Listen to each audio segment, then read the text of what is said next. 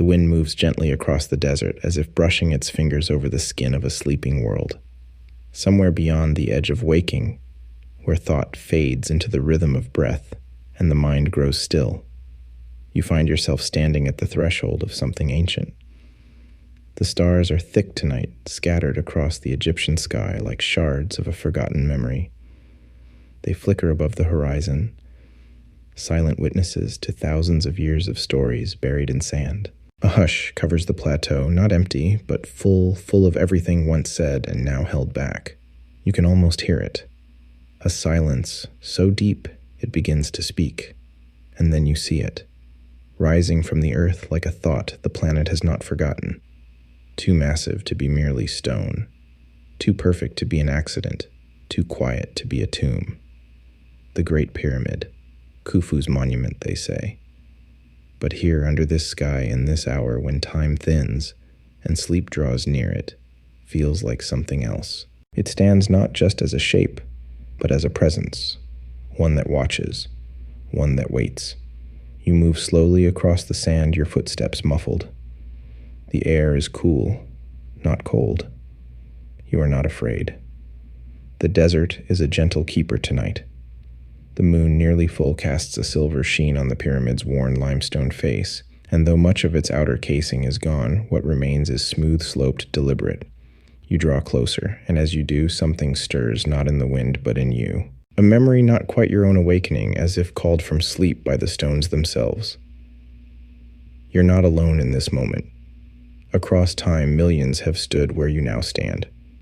Some bowed in awe, some mapped and measured, some prayed, others questioned, but all of them listened.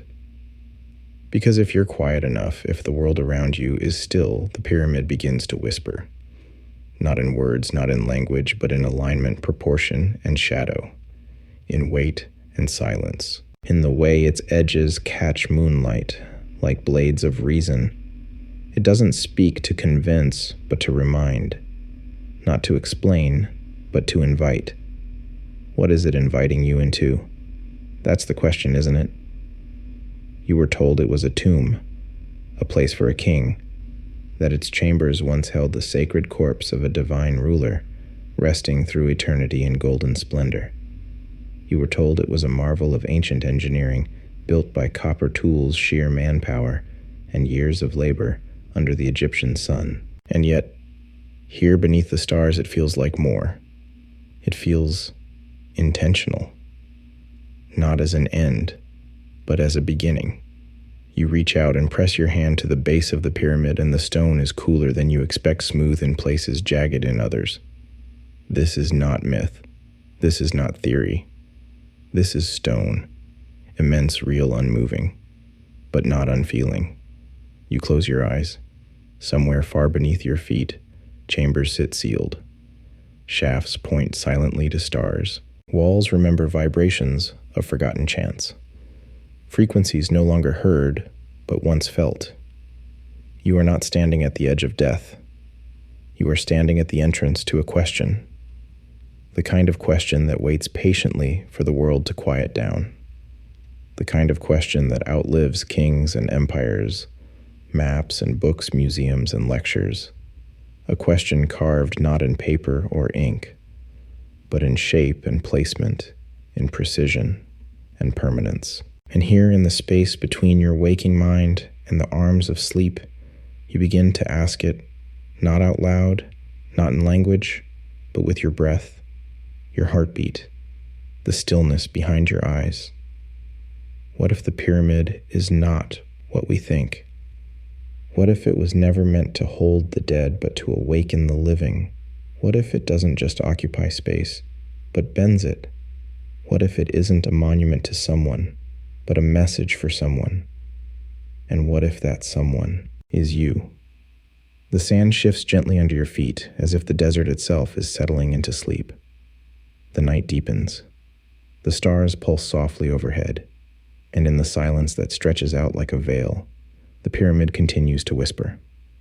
Not answers. Only the ancient permission to wonder, to forget for a little while what you were taught, to remember for a moment what you've always known. to rest. And as you let go, floating gently into the realm between thought and dream, the stone behind you stands watch, not as a tomb, but as a sentinel, still, silent, and waiting. They say the pyramid was a tomb. They say it was built for a single man, Pharaoh Khufu, the second ruler of Egypt's fourth dynasty, who, like all kings of the Nile, sought to preserve his body in stone and secure his passage into the afterlife. That it rose from the sand over the course of 2 decades through the labor of tens of thousands of workers under a sun that scorched their backs and reddened their hands. That it was made with tools no more advanced than copper chisels and wooden sleds, stone hammers, and patience, and that it endured for millennia, simply because its builders understood balance and weight and will. That's the story you've been told, the one in the textbooks, the one whispered through glass in museums and echoed from documentaries in smooth voice narration. And in many ways, it's a beautiful story, one of effort, glory, mastery. But tonight, let's pause in its telling, not to refute it, but to walk its paths slowly, gently, like retracing a dream you're not sure was yours. According to mainstream Egyptologists, construction began around 2580 BCE, during what we now call the Old Kingdom. Khufu, also known as Cheops in Greek, inherited the throne and began one of the most ambitious projects ever conceived by a human mind, a structure so vast, so precise, that it would become the only surviving wonder of the ancient world. It was to be his eternal resting place, his monument, his message to the gods and to time. The plan was deceptively simple. A square base, 4 triangular sides, a series of internal chambers and passageways. But the execution was anything but. Over 3 million stone blocks, some weighing up to 80 tons, transported, carved, stacked. No mortar, no cranes, no steel.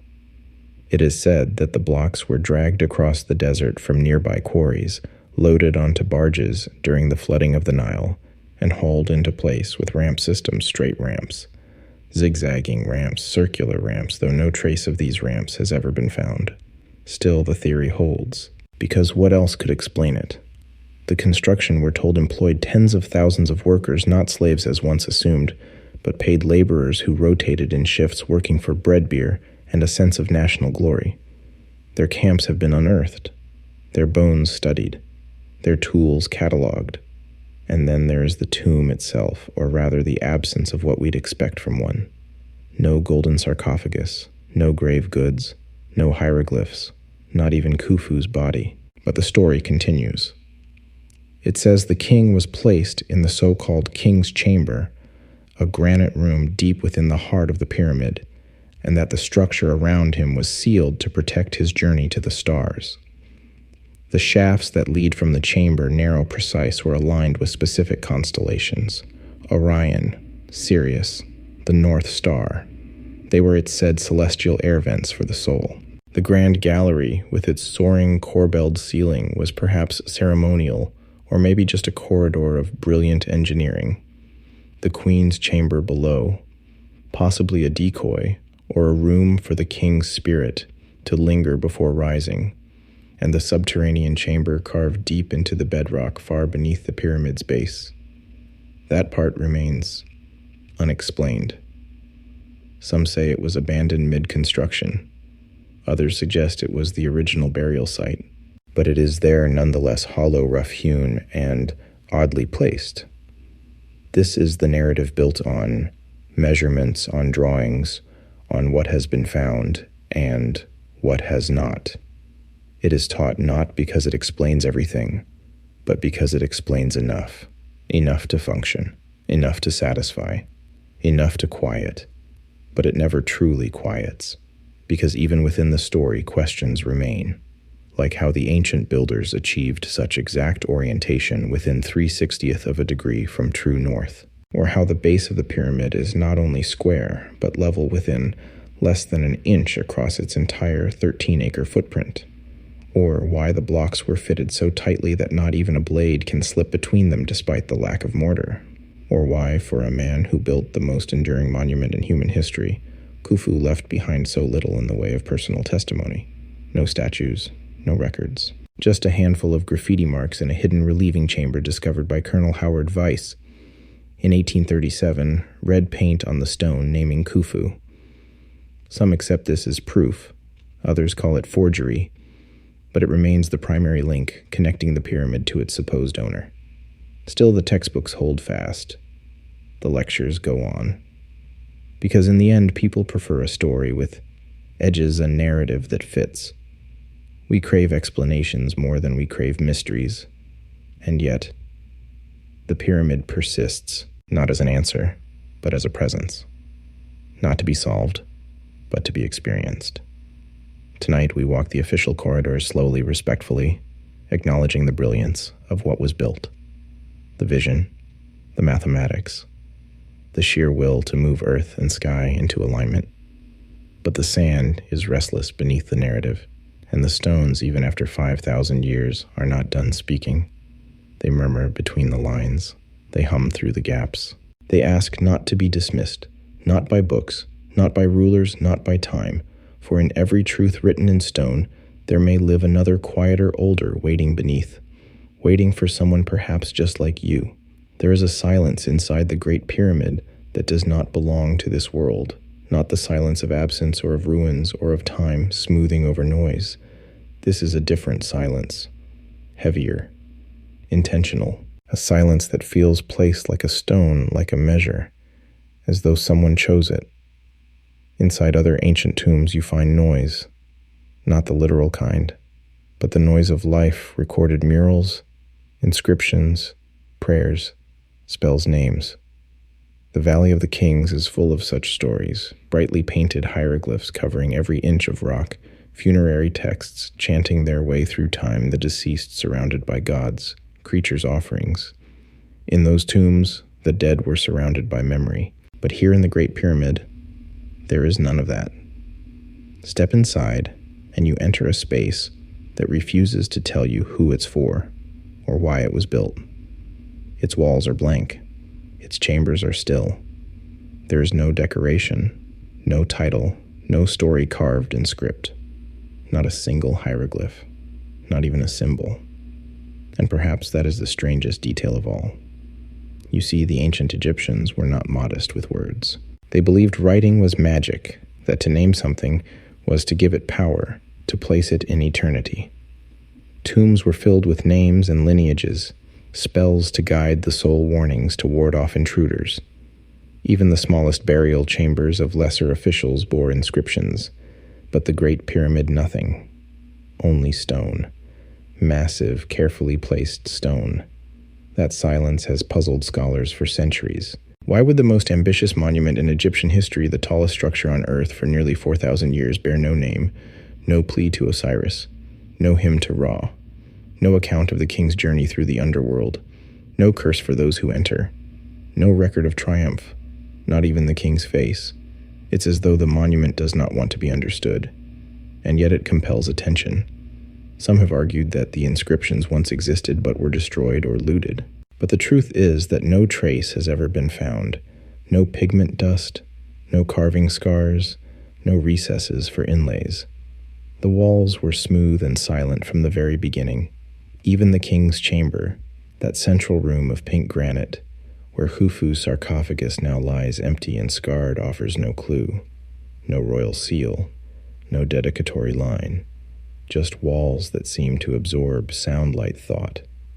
Stand inside, and the silence is not merely the absence of sound. It is presence. And in that presence, a question grows. If not a tomb, then what? For centuries, that question was pushed aside. Because the official story was enough to teach, to record, to explain to the public, but not enough to settle the quiet disquiet among those who walked the corridors themselves. In the early 20th century, British explorers would lie in the king's chamber, extinguish their lanterns, and report strange phenomena, a feeling of floating a hum in their chest, a distortion, of space and time perception. One man described it as sleeping inside a thought. Engineers have returned instruments in hand and found curious anomalies, magnetic irregularities, acoustic resonances, unexplained electromagnetic pulses. Yet none of this has translated into consensus, only deeper wonder. Because in the face of so much certainty, measurements, angles, history, the pyramid still refuses to explain itself. There is also the matter of the so-called air shafts, narrow, polished tunnels leading out of the king's and queen's chambers at precise angles. For years, no one knew their purpose. They were too small to crawl through, too slanted to function as ventilation. But they point to stars, not randomly but directly to Sirius, to Orion's belt, to the circumpolar stars that never set. Some say these shafts were symbolic escape routes for the pharaoh's soul. Others suspect they are clues, deliberate mathematical celestial. But the pyramid does not confirm. It does not deny. It simply remains. A body without organs. A story without words. A place without place. And in that void, the silence becomes sacred. You begin to wonder, not as a historian, but as a dreamer, whether the pyramid was ever meant to be understood by language at all. Maybe it was built to bypass the mind entirely, to speak directly to something deeper, something older, something we've forgotten how to hear. In modern times, we associate silence with absence.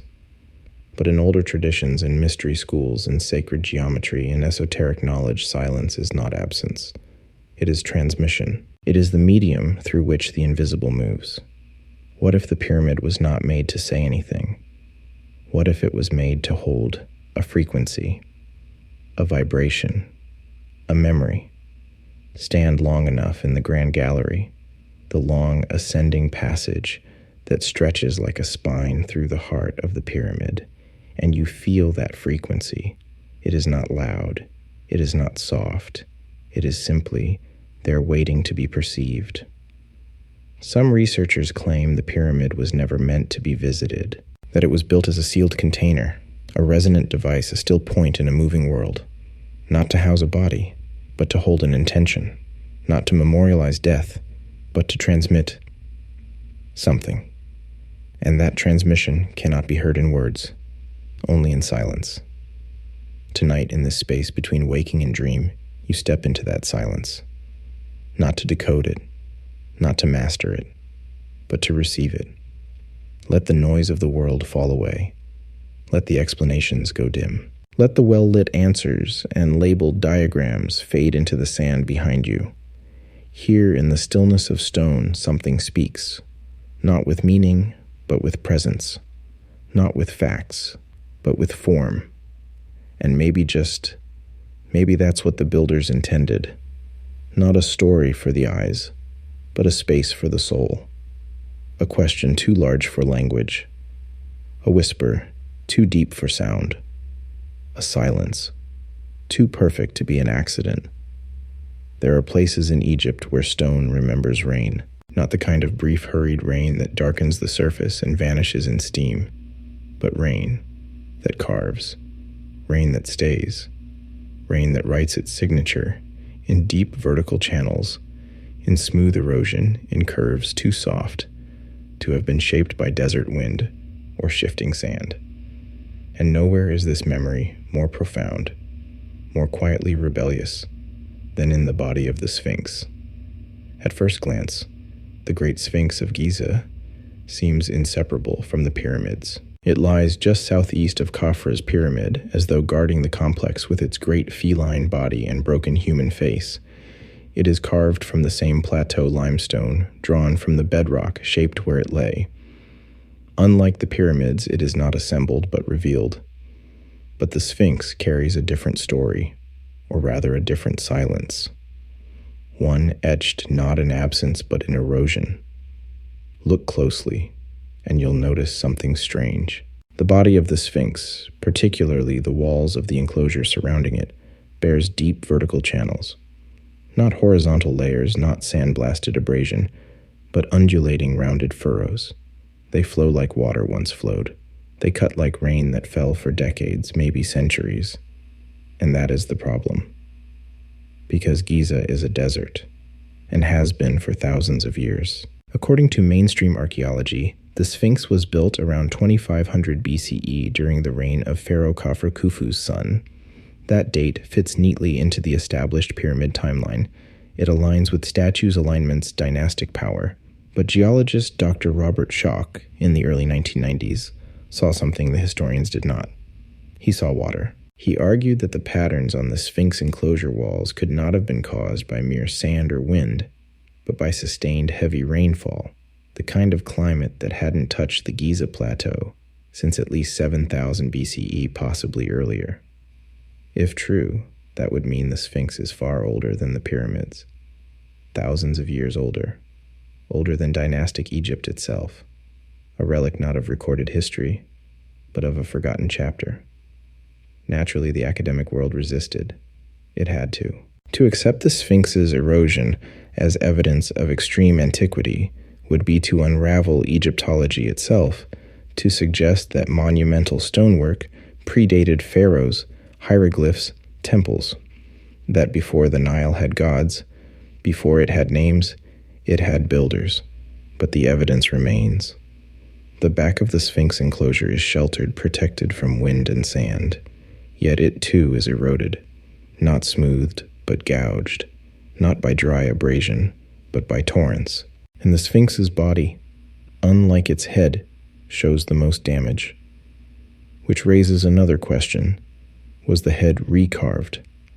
Many believe it was. That the original head was larger, perhaps lion-like, and was reshaped into a human form, maybe by Khafra, maybe another pharaoh attempting to imprint his name upon something already ancient, which might explain why the head is oddly small in proportion to the body, why its features are so distinct, so stylized, while the rest of the monument is weathered into anonymity. It's as though someone found a statue half buried in time and tried to claim it, to personalize it, to turn memory into history. But the stone resists. Like the pyramid, the Sphinx doesn't speak names. It speaks in form and mystery and misfit dates and inconvenient geology. And it speaks of water, not just in the Sphinx enclosure, but across Giza. Geological surveys show that the Giza plateau bears signs of deep water erosion, signs that predate the arid desert conditions we know today. Beneath the pyramids, ancient fissures and sinkholes suggest a landscape shaped by rain and runoff, not drifting dunes. Even the Osiris shaft, a deep, multi-level chamber carved far below ground, was found submerged in water when first explored. Clear, undisturbed water, untouched for ages. There are those who believe Giza was once a fertile plain, that before sand there was green, that before temples there were fields, rivers, perhaps even forests, that the builders of the earliest monuments did not fight the desert because the desert had not yet come. And if that is true, then the entire story must be rewritten, because it means the Sphinx, the pyramids, the great stoneworks of Egypt may not have been desert monuments at all. They may have been survivors of a flood. The notion of a global flood is not new. It appears in nearly every ancient culture in Mesopotamia, India, Mesoamerica, even among the Aboriginal peoples of Australia. The Bible has Noah. The Sumerians had Ziusudra. The Greeks had Deucalion. Each story different, but the theme is the same. A world before, a deluge, a remnant. And perhaps Giza was that remnant. A message not just to the gods, but to time. A stone seed for a world that would one day forget. Think of it as civilization advanced enough to quarry and shape megaliths, to align stone with stars, to carve memory into bedrock, knowing that one day the earth would turn violent, that wind and wave would come, that sand would follow. So they built in silence, in stone. And when the water receded, the monuments remained. The Sphinx half buried, the pyramid stripped of its casing, the shafts filled with dust, the chambers emptied, and eventually someone came along and claimed them, not to destroy but to understand, to repurpose, to fold the mystery into their own myth. But the erosion remains. It is not flashy. It is not golden. It does not sparkle in museums, but it is there, slow, deep, undeniable. A record of a time we cannot remember, a memory we did not make. Tonight, as you lie within the soft chambers of your own rest, let your breath be like the wind across stone. Let your thoughts settle like water, finding ancient paths. The past is not behind you. It sleeps beneath you. And the rain still echoes in the silence. The past does not always vanish. Sometimes it is simply placed to the side, not destroyed, but ignored. Not burned, but boxed. And in Egypt, a land that once whispered secrets in the language of stars, there are scrolls and stelae that remain unread, not because we lack the key, but because we refuse to turn the lock. Take, for instance, the inventory stela. It sits quietly in the Egyptian Museum in Cairo, easy to miss among more dazzling artifacts. It is made of limestone, rough and cracked, like an afterthought in the Grand Gallery of Antiquities. But its words, even in translation, send ripples through the still waters of accepted history. The stela was discovered in the 1800s near the Temple of Isis, just north of the Great Pyramid. Carved during the reign of Pharaoh Khufu's daughter, long after the pyramid was supposedly built, it claims something extraordinary, that the Great Pyramid and the Sphinx were already ancient in Khufu's time. It describes repairs, not construction, reverence, not authorship. According to the text, Khufu did not build the Sphinx. He found it buried in sand. He unearthed it. He restored it. That quiet detail of Pharaoh restoring rather than creating shakes the very floor beneath the academic timeline, because it implies something unthinkable, that even in 2500 BCE, the builders of Giza were already gone.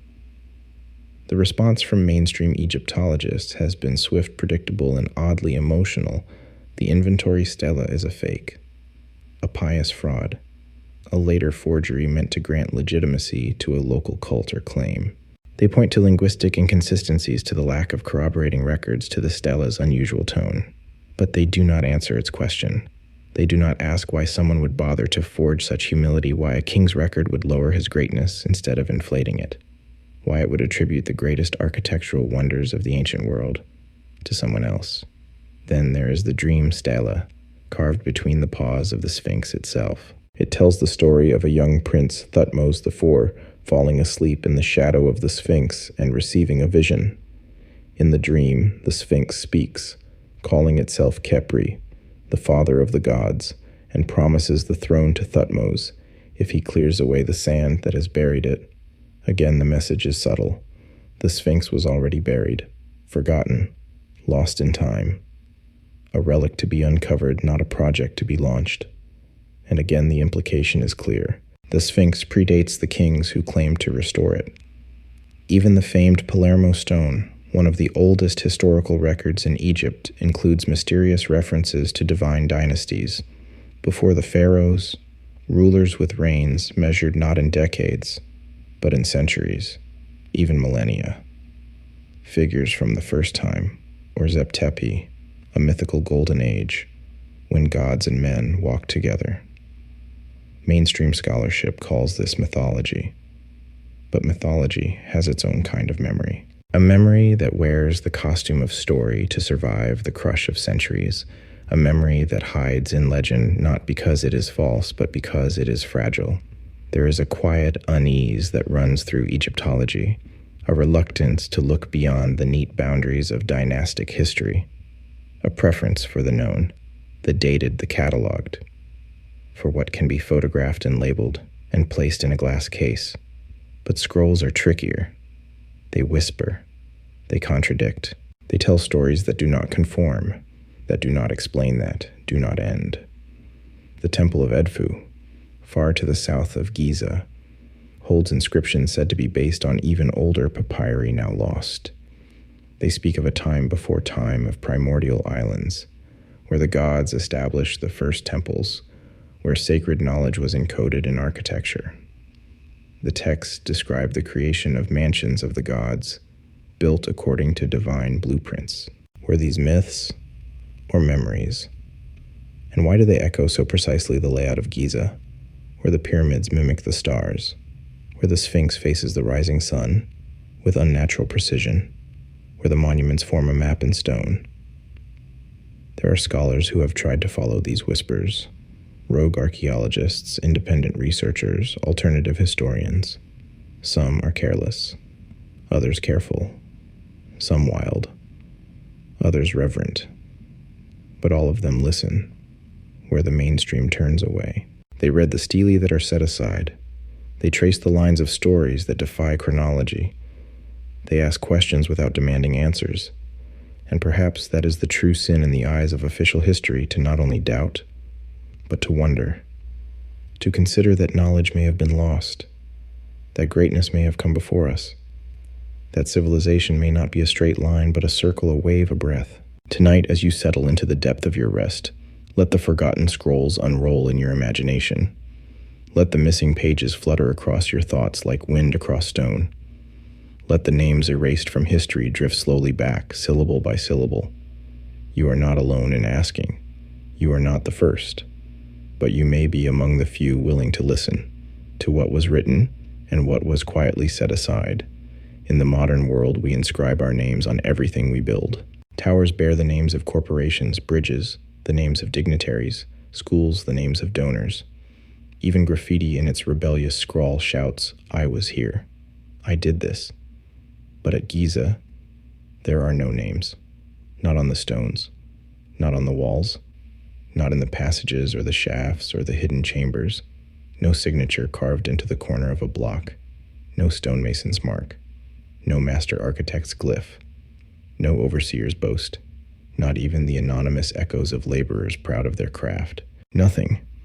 For a civilization like Egypt, so meticulous in its record-keeping, so obsessed with legacy, so deeply wedded to the idea of being remembered, this absence is louder than any inscription. It is as if the builders of the Great Pyramid didn't want to be known, or perhaps they were never known to begin with. Mainstream Egyptology tells us that the pyramid was built by Khufu, and that the laborers were local workers organized in rotating crews, fed with bread and beer, housed in barracks nearby. Their remains have been found, their tools uncovered, their graves respectfully catalogued. But those tombs lie outside the pyramid. Those hands, however real, touched its base, not its heart. The inner work, the precision cuts, the hidden alignments. No one claims those. The king's chamber, lined in granite, brought from Aswan 500 miles away, contains no dedication. The ascending passage, straight and narrow and geometrically perfect, bears no chisel marks. The grand gallery, with its corbelled vault and polished surfaces, holds no record of who designed its slope, or why its height shifts so precisely at each segment. And that silence extends to every part of the pyramid's core. Who leveled the foundation to within fractions of an inch? Who aligned the structure to true north with such astronomical precision that even modern tools struggle to match it? Who designed the internal resonance of the granite chambers, a resonance that matches the frequency of the earth itself? No name, no hint, just work impossibly exact, quietly enduring. It is a mystery not just of method but of motive. Why erase oneself from the greatest monument ever built? Perhaps some argue it was humility, a sacred offering done in service to a divine plan. In such a view, the builders saw themselves not as creators, but as vessels. The pyramid wasn't a personal project. It was a message, and messages aren't signed by the pen. Others suggest it was secrecy, that the builders belonged to a priestly class, or lost order protectors of knowledge meant only for the initiated. In this reading, anonymity was power. To hide was to preserve. Still others believe the builders were simply not us, that they belonged to an earlier epoch, a lost civilization, whose name, like their records, vanished in flood or fire or forgetting, and that what we call ancient Egypt was not the beginning, but the inheritor. There are clues, subtle and dissonant. The ancient Egyptian language, when it first appears in writing, is already complex, already mature. There is no baby talk version of hieroglyphs, no Proto-Egyptian doodles evolving over time. It arrives complete like a song already composed. The same is true of their architecture. The earliest pyramids, like those at Giza, are also the most precise. Later pyramids are smaller, sloppier, more prone to collapse.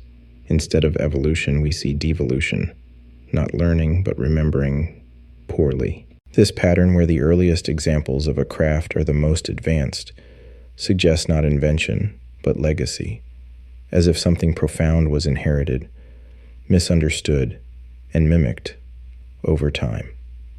In that light, the builders without names may have never lived in Egypt as we know it. They may have come before the Nile ran full, before the desert settled in, before the stars shifted in the sky. They may have spoken no known tongue, written no record we can read, but they left their fingerprint in stone. And what a fingerprint it is. Consider the base of the pyramid. 13 acres of perfectly squared foundation leveled to within less than an inch. That kind of leveling across bedrock without modern tools is not easy. It requires understanding of surveying of curvature of material compression over time, or the internal passages aligned with such angular precision that modern laser instruments struggle to replicate them without adjustment, or the shafts leading from the chambers inclined at exact degrees targeting specific stars as they appeared not now but thousands of years ago. None of these are accidents, they are design, and design without signature is a language of its own. You begin to understand that the pyramid is not a story, but a sentence, a line of code written in stone, a formula not of numbers, but of intent. It was built by someone, but not by someone seeking fame, not someone needing legacy, not someone whose face we can draw or whose tomb we can visit. It was built by those who knew how easily names fade, how history rewrites, how the greatest truths are not shouted, but placed where time cannot steal them, placed where silence protects them, placed where sleep perhaps will let them rise. And so tonight, as you drift into that place between waking and dream, imagine the hands unnamed unknown placing the final stone, not for glory, not for praise, but because the work mattered, because the message mattered, even if the messengers were never meant to be remembered. In the stillness of the pyramid's interior, stone becomes language, not through words, but through precision.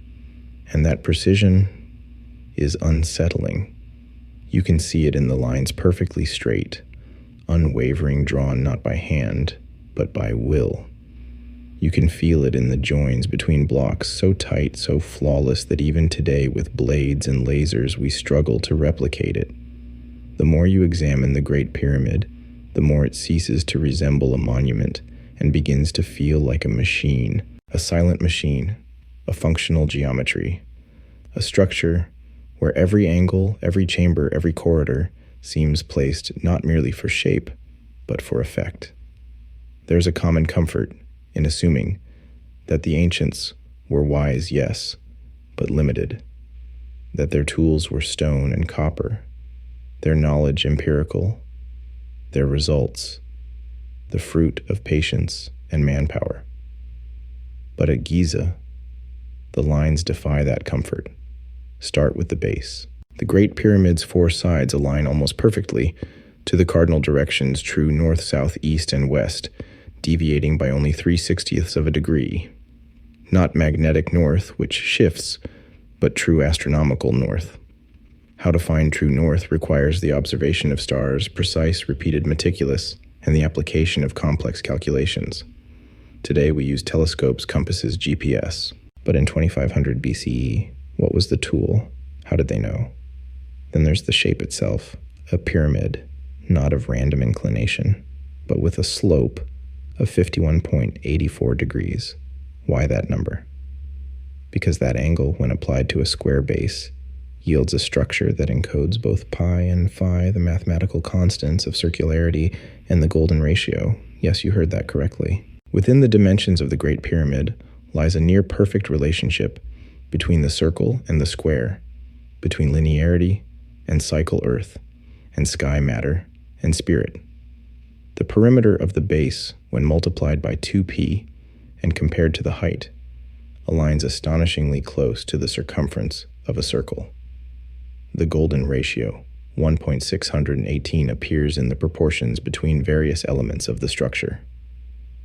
Coincidence?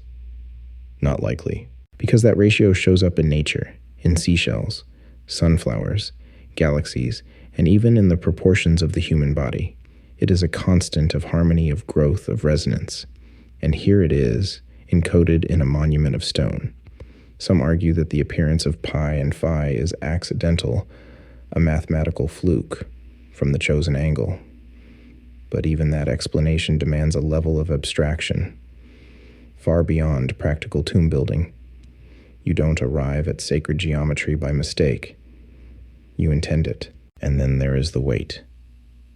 Over 2.3 million stone blocks make up the Great Pyramid, with an estimated total mass of 6 million tons. Some blocks weigh as much as 80 tons. They were transported, raised, and placed with such precision that even with modern cranes and computer modeling, we still debate how it was done. The granite blocks used in the king's chamber, some weighing over 50 tons, were quarried from Aswan, hundreds of miles to the south. Not limestone from local beds, but granite, hard, dense, acoustically resonant. Why go to such effort? Why use granite only for specific inner chambers? Why is the king's chamber built entirely from it while other chambers are not? And then, why is the entire chamber suspended? Yes, the king's chamber doesn't sit flush with the rest of the pyramid. It's structurally isolated. 5 layers of granite beams rest above it in a series of relieving chambers. Not decorative, not symbolic, but functional. The granite distributes vibration. It channels energy. It sings. When sound is introduced into the king's chamber, whether by voice or instrument, the room responds. The walls hum. The granite resonates at specific frequencies. Some researchers have taken measurements. They've found that the king's chamber vibrates at frequencies that match the natural resonance of the earth itself. 432 Hz, 8 Hz tones, often associated with ancient tuning systems, meditation, and even cellular healing. Coincidence again? Or design? And if design, then to what end? Was the pyramid a power plant, as some fringe theorists claim? A resonance chamber? A transmitter? A place of transformation? We don't know. But the technology, if we can call it that, is too precise to ignore. The queen's chamber, too, has its secrets. Shafts leave the room like in the king's chamber, but unlike the king's, they stop short, sealed with stone doors embedded with copper handles. Why would sealed shafts have handles? What lies beyond those doors? Robots have been sent inside, cameras inserted. We've seen behind some of them into small empty voids or toward further obstructions, but no one truly knows what lies at the end. What is clear is that these were not haphazard constructions. They were crafted with intent, with knowledge, with techniques we do not fully understand. And this is not just about stone. It's about memory. It's about transmission. It's about the sense growing with every step that this place is not simply a monument to death, but a vessel of life, a code, a technology, a message not just written, but vibrated into being, a structure built not to declare, but to awaken. Perhaps the builders, those nameless ones, knew that language fades, that scrolls burn, that myths distort. But stone remembers. And if you shape it carefully enough, if you align it with the stars, if you tune its chambers to the earth's pulse, then maybe, just maybe, it will still speak when the world has forgotten the tongue. Maybe the pyramid is still speaking. We've just stopped listening. Tonight, as your breath settles, as the rhythm of your body slows, you can feel it, a soft hum beneath the silence. A geometry not of rulers and ink, but of rhythm and rest. This is not just a place of burial. It is a place of tuning. And you are part of the instrument.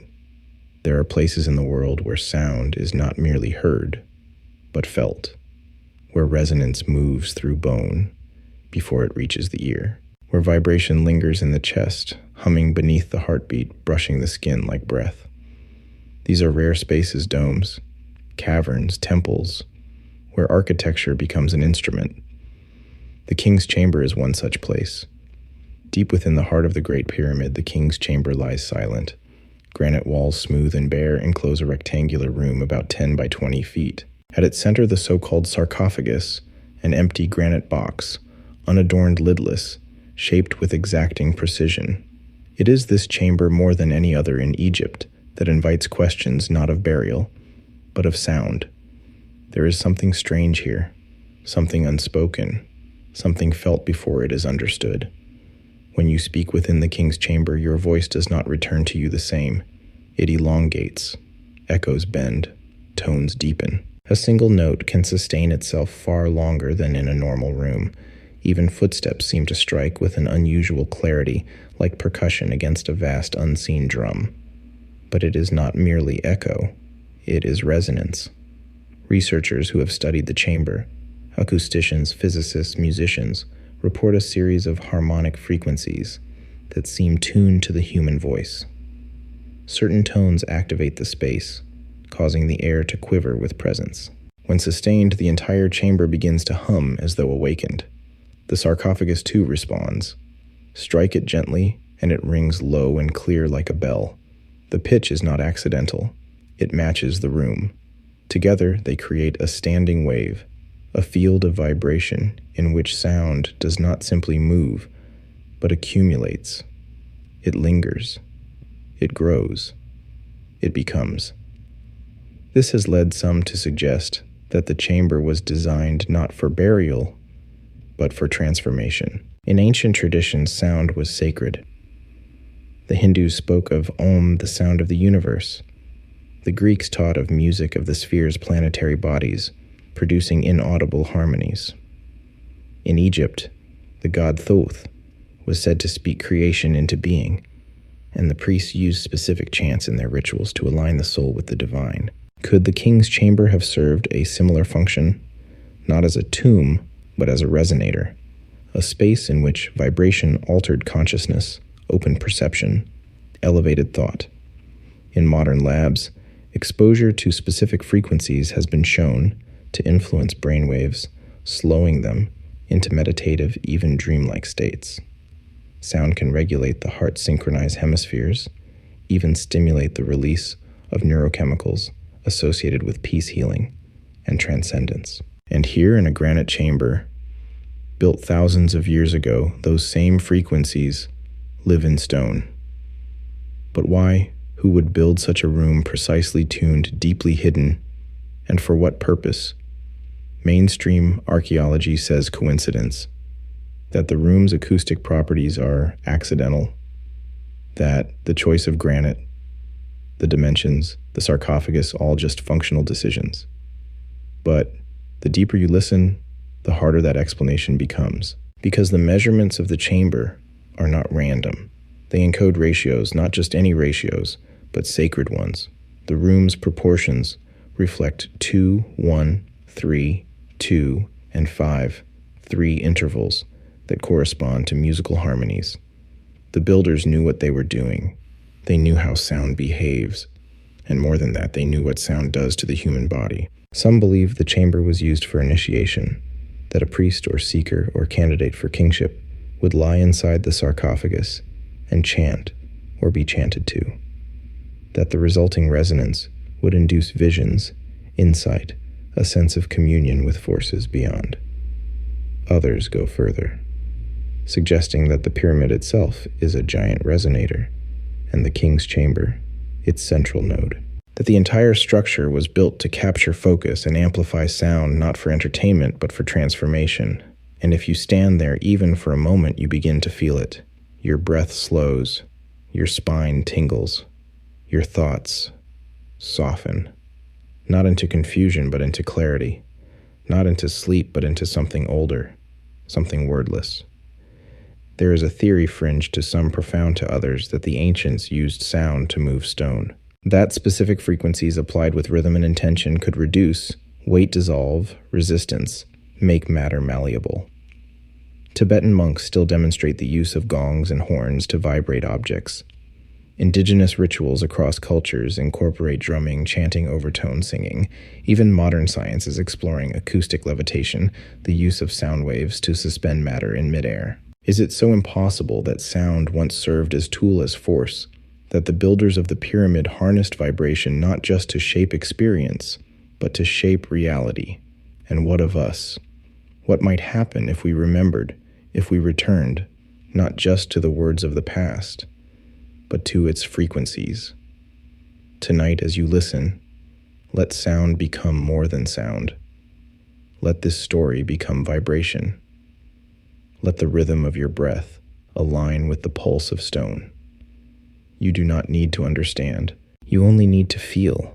Feel the chamber around you not as granite and mortar, but as memory.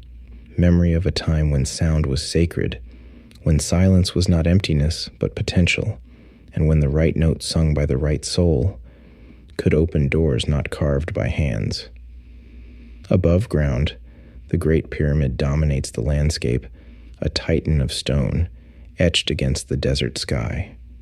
But below Giza lies a different kind of monument, one not raised, but carved, not visible, but buried, not celebrated, but forgotten. For centuries, rumors have echoed through the sands of tunnels beneath the pyramids of chambers, sealed in silence of entire worlds, waiting in the dark. Travelers, mystics, explorers, even early archaeologists whispered of catacombs, subterranean vaults, and lost archives hidden beneath the feet of tourists. At first, these tales were dismissed, folklore, fantasy, exaggeration, until they began to be found. Let us begin with the Osiris shaft. Near the second pyramid, a rectangular hole opens between worn stones easy to miss unless you know to look. For years it lay ignored, but in the 1990s, it was excavated not horizontally, but vertically, down. The shaft drops over 90 feet into the bedrock, a dizzying descent through 3 levels of chambers, each more mysterious than the last.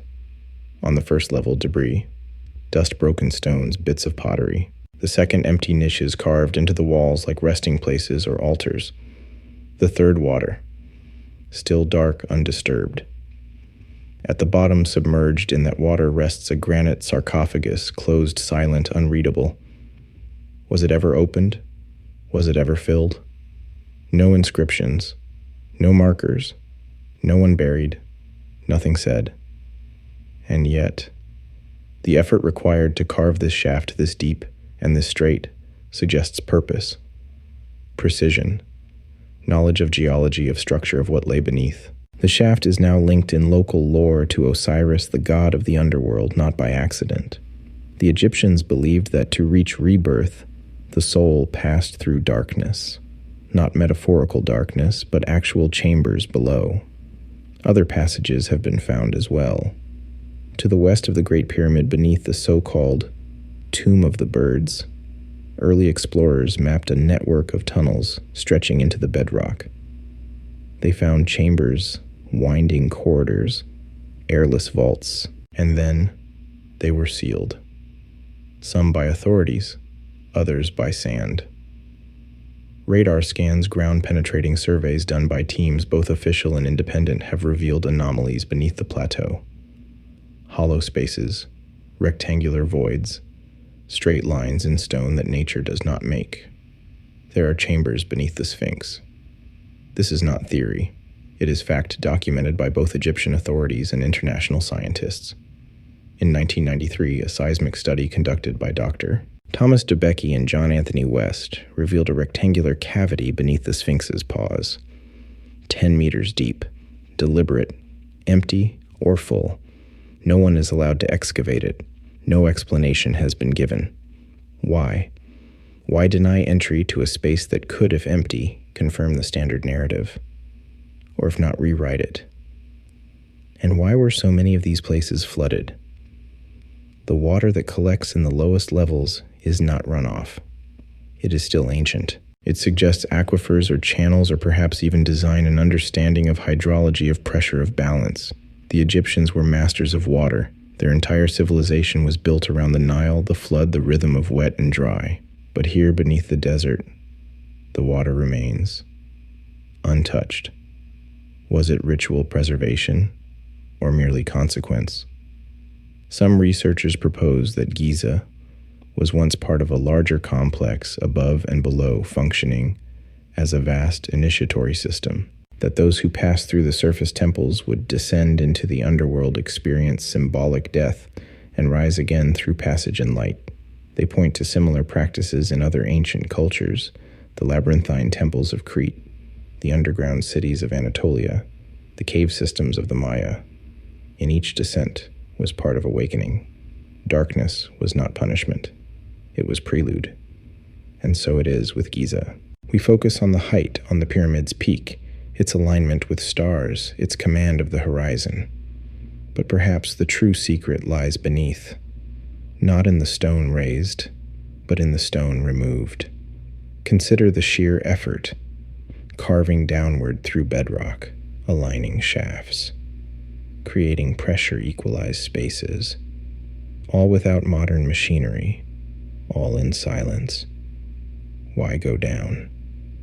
Why hide what was most difficult, unless what was buried was never meant to be found easily? Perhaps it was meant to be protected not just from thieves, but from time, or from misunderstanding.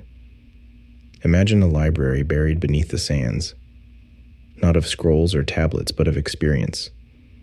A chamber where vibration altered thought, where initiates entered sleep not to escape, but to awaken, where memory was stored not in ink, but in architecture.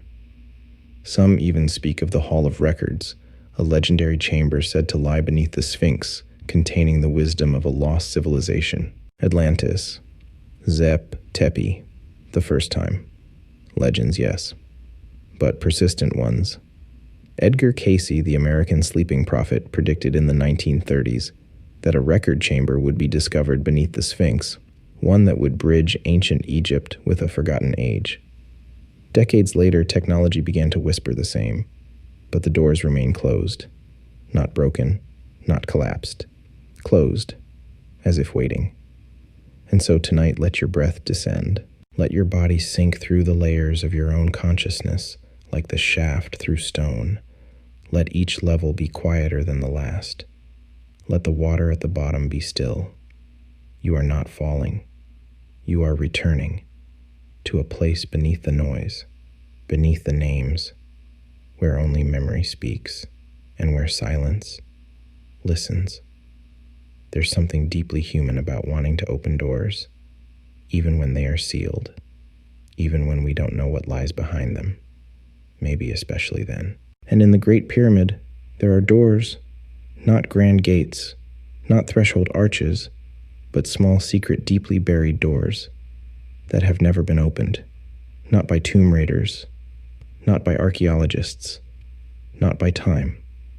These are the air shafts, narrow channels leading out of the king's and queen's chambers, angled upward, perfectly aligned with specific stars as they appeared thousands of years ago. For a long time, they were assumed to be symbolic, meant to guide the soul to the heavens, to allow the Ka to escape.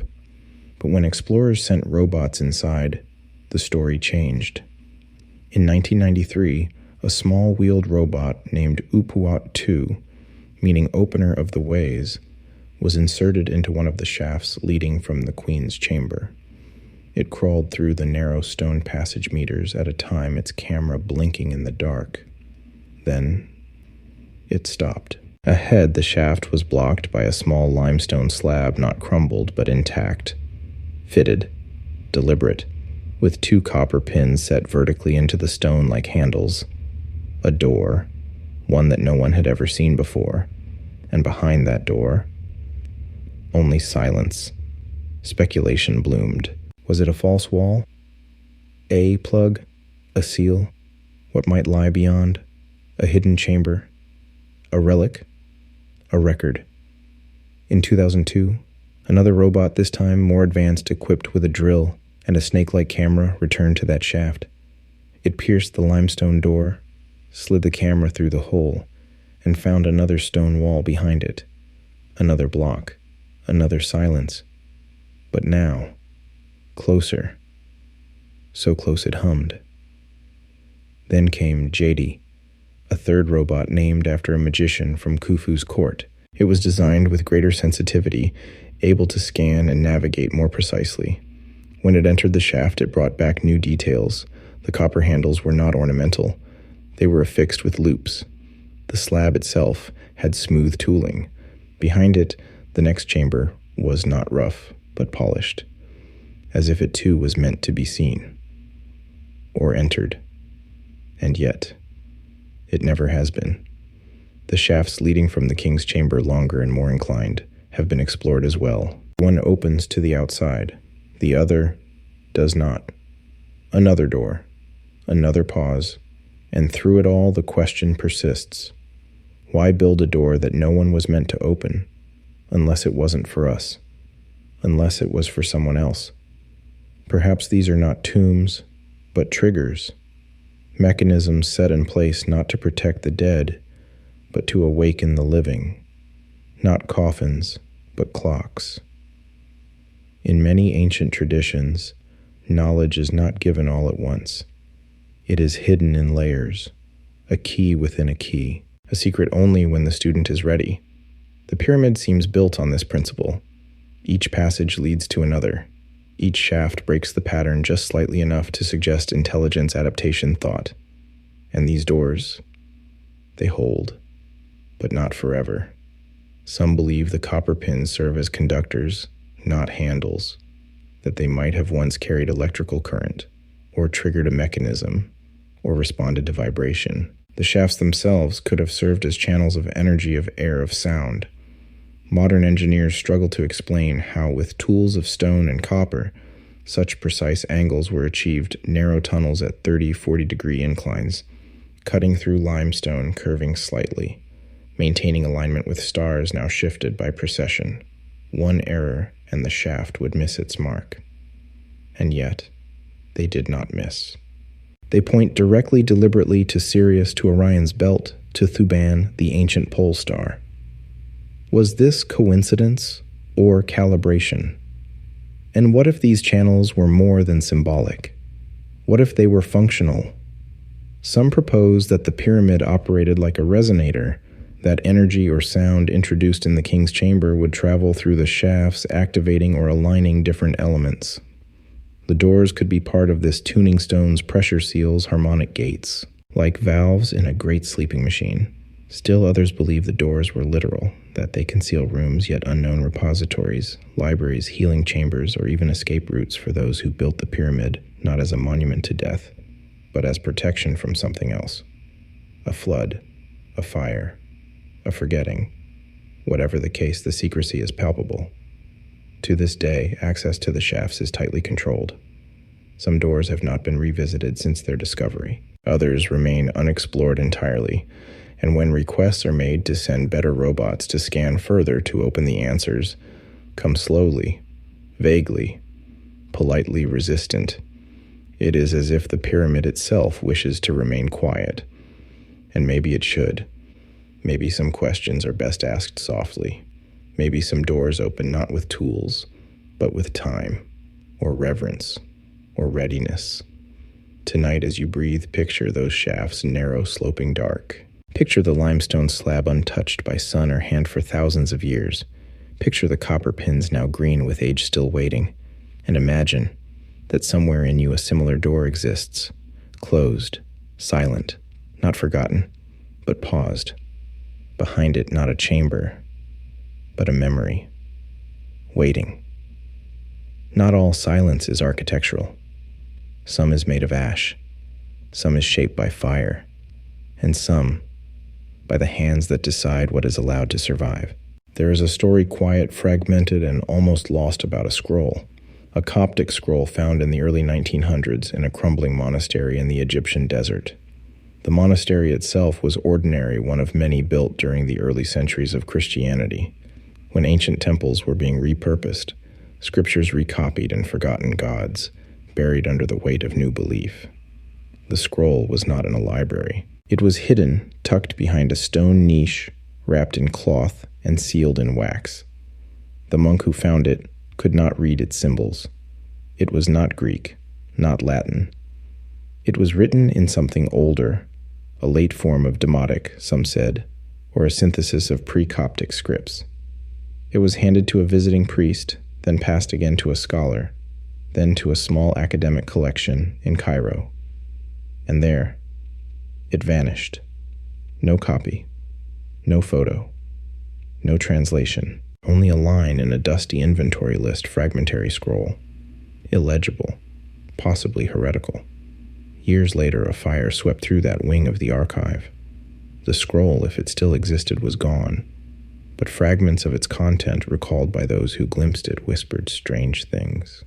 It spoke of a chamber beneath the stone, of a voice heard only in silence, of the stars that fall into the earth and sleep. It described not gods, but watchers, not death, but return. Some phrases hinted at blue fire at Livingstone at a time before the Nile had its name. It was dismissed, of course, a forgery, a fantasy, a Gnostic fever dream, but the language, they said, had weight. The phrasing was ancient, the symbolism unfamiliar but deliberate. And for a text supposedly composed by monks, it lacked the hallmarks of Christian theology. No Christ, no cross, no heaven, only light geometry and a great hum beneath the earth. Was it real, a hoax, or a survivor? We may never know, but it would not be the only time something precious was lost, just before it could speak. In 48 BCE, the Library of Alexandria burned a catastrophe of culture sparked by war, fanned by politics, erased by time. Thousands of scrolls, entire histories, lineages of thought, vanished. Among them, many believe were Egyptian records, texts copied from even older inscriptions, translations of hieroglyphs that no longer exist, accounts of builders, astronomers, philosophers whose names we will never know. What we do know is this. In ancient Egypt, knowledge was not free. It was sacred. The house of life, part library, part temple, part school, was where scribes preserved wisdom. But access was controlled. Only the initiated could enter. Only the worthy could read. And not all was written in ink. Much was oral, passed through chant, through image, through silence, which means that for every papyrus we find, there are hundreds of songs lost, rituals forgotten, words that never touched paper, and yet some survived, in symbols, in shapes, in stone. That is the strange hope of the pyramid, that it is not merely a monument but a container, a book too sacred to be read by the eyes, only by presence, by stillness, by resonance, a scroll in form, too vast to burn. And so we look at these ancient texts, the ones that did survive, with new eyes. The pyramid texts inscribed inside the tombs of Unas and Teti are among the oldest religious writings on earth. They speak of ascent, of becoming light of the soul, rising like smoke to the stars, not death as ending, but transformation. The Book of the Dead, really a series of spells and instructions, was meant to guide the soul through the duat, the underworld. It describes gates, guardians, passwords, and trials.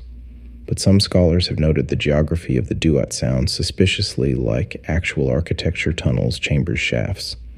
Could it be that the pyramid was not just a place of rest, but a map, a physical journey mimicking a spiritual one? And what of the stories passed down through whispers of priests who remembered the stars before they moved, of a chamber that could hear the soul, of fire that did not burn, only revealed? These fragments remain, some carved into temple walls, half erased, some spoken by elders before they died, some burned before they could be copied. And in their absence, something strange happens. Imagination begins to echo. We begin to sense a pattern, a shape beneath the noise. It is as if the pyramid itself in its mute immensity is telling us, you already know. You have always known that there was more, that there is more. And that truth, when too sacred to survive in paper, will find stone. Tonight, as your body softens and your breath deepens, think of the scroll that was never read, of the words that turned to ash, of the knowledge that flickered once in a monastery torchlight, then was gone, but not lost. Not truly, because you are still listening. And somewhere inside you, the silence remembers. History is not only written by the victors, it is curated by the gatekeepers, the ones who choose which discoveries are shared and which are shelved, which truths become textbooks, and which are buried with the sand. This is not a conspiracy. It is policy. It is protocol. It is the quiet machinery of institutions, universities, ministries, councils, and foundations tasked not with exploring every mystery, but with maintaining an accepted narrative. And nowhere is this more apparent than in Egypt. Over the past century, countless discoveries have been made on the Giza plateau, some by accident, some by design, new shafts, unusual voids, artifacts with inscriptions that don't quite fit the timeline. And yet again and again, these finds are either dismissed, restricted, or reinterpreted to conform with the prevailing model. The pyramid was a tomb, built around 2500 BCE, commissioned by Pharaoh Khufu. End of story. Any deviation from this story, no matter how compelling, is met not with curiosity, but resistance. Scholars who question the timeline find themselves disinvited from conferences. Independent researchers are denied excavation permits. Discoveries made by outsiders are reframed, reattributed, or simply left unacknowledged. This is not because of malice. It is because of control. The Egyptian government, for example, has a vested interest in preserving a specific narrative of national identity. The pyramids are a symbol of Egyptian greatness, of cultural continuity, of historical pride. To suggest they may have been built by a civilization predating dynastic Egypt is to some an insult, and UNESCO, guardian of world heritage, often sides with established narratives. Stability, not speculation. Preservation, not provocation. Even academic journals require peer review, a system which often serves less to ensure accuracy and more to protect orthodoxy. If a theory challenges long-held assumptions, it rarely makes it past the gate. Take, for instance, the water erosion patterns on the Sphinx, presented by geologist Dr. Robert Schoch. His claim, based on clear geological evidence, was simple. The Sphinx shows signs of prolonged vertical water erosion, the kind that could only come from heavy, sustained rainfall. Rain that hasn't fallen on the Giza plateau in over 9,000 years. In short, the Sphinx might be much older than we think.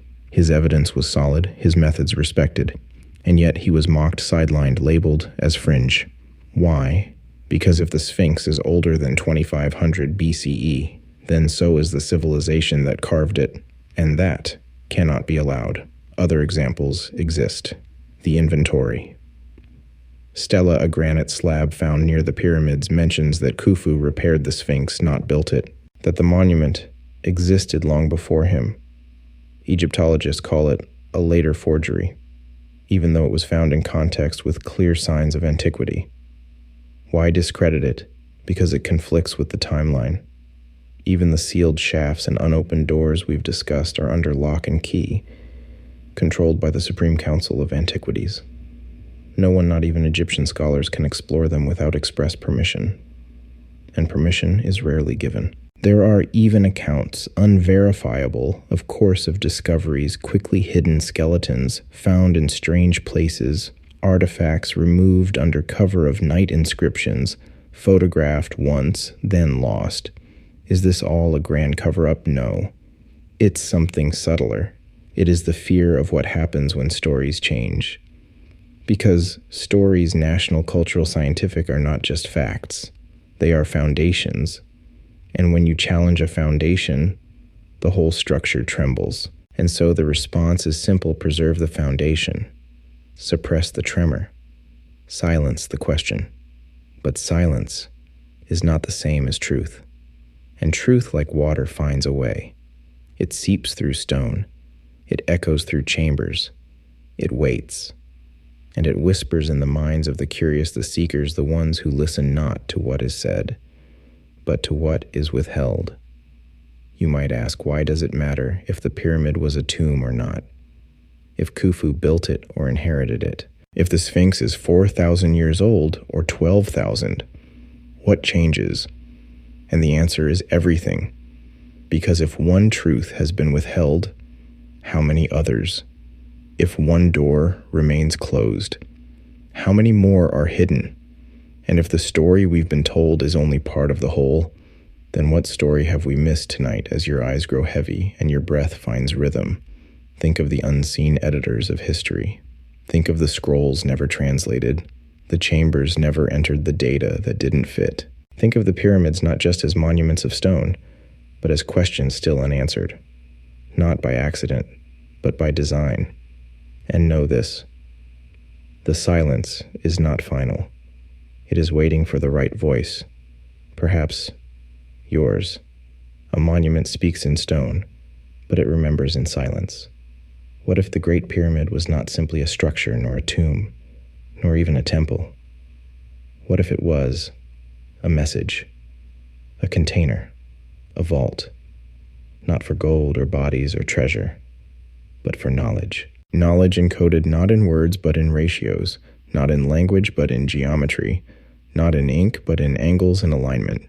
For centuries, those who stood before the Great Pyramid have felt it, the sense that it is more than stone, that it is communicating something too vast to say, too sacred to name.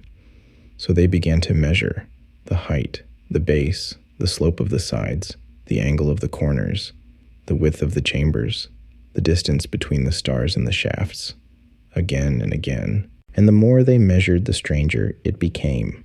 The pyramid's original height, 280 royal cubits. Its base, 440 cubits. Divide the base by the height, and you get 2p, not roughly, precisely. The pyramid encodes pi. It also encodes the golden ratio phi in its cross-sectional proportions. This ratio appears again and again in nature, in seashells, in galaxies, in the human body. Beauty itself seems drawn to it. The Great Pyramid combines both pi and phi not with approximation but intention. It also aligns almost perfectly with true north, a feat difficult even with modern GPS. It sits at the geographical center of all land masses on Earth, as if selected with global knowledge. Its four sides, though appearing flat, are actually slightly concave, forming 8 subtle faces that only reveal themselves in certain light. This effect was only rediscovered through aerial photography, but it was always there. Why what mind thought to include such details, and how the weight of the pyramid is immense, over 6 million tons, yet distributed with such precision that no side sinks? The core blocks are limestone, the inner chambers granite. Granite carried from Aswan 500 miles away. Why go to such effort for materials that, according to the tomb theory, served no ceremonial or practical function, unless every material was chosen for resonance, for meaning, for memory? This has led some to propose that the pyramid was not simply symbolic, but informational, a vault for knowledge, not open to the eye, but to the initiated, not with keys, but with consciousness. Imagine a civilization knowing its time was ending, perhaps from climate or cosmic cycle or cataclysm, and so they encoded what mattered most, not in scrolls that burn, nor words that change, but in shape, in number, in proportion. Geometry, after all, is universal.